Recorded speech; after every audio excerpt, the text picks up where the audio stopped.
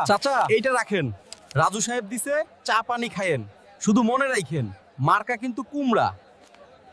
আরে মাহিন, রাজু সাহেব তো অনেক দিলদরিয়া মানুষ। কুমড়া মার্কা ছাড়া কি আর ভোট আছে? এইবার কুমড়াই জিতবো।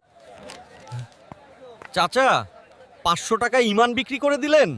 আরে আজিজুল, ইমান কই? এইটা তো সম্মানী, আর রাজু সাহেব তো আমাগো লোক। আচ্ছা চাচা, রাজু সাহেব তো 5 বছরের জন্য চেয়ারম্যান হবেন, তাই না? 5 বছর মানে 1825 দিন। আপনি নিলেন 500 টাকা, তার মানে 1825 দিনকে 500 দিয়ে ভাগ করলে দেখা যায়। আপনি আপনার নিজেকে আর এই গ্রামের ভবিষ্যৎকে রাজু সাহেব কাছে প্রতিদিন মাত্র 27 পয়সায় বিক্রি করলেন। এই যে 27 পয়সায় বিক্রি হলেন, এর বদলে রাজু সাহেব যখন 5 বছর আপনার রাস্তার কাজ করবে না, তখন কি আপনি ওনাকে কিছু বলতে পারবেন? কেন কমু না? আমি ভোটার না। আপনি তখন ভোটার না, আপনি উনার কেনা গোলাম। কারণ টাকা তো আপনি আগেই খেয়ে ফেলছেন। উনি বলবে আমি তো টাকা দিয়ে ভোট কিনছি, কাজ কেন করব? আমি গরিব হতে পারি, কিন্তু ভিক্ষুক না।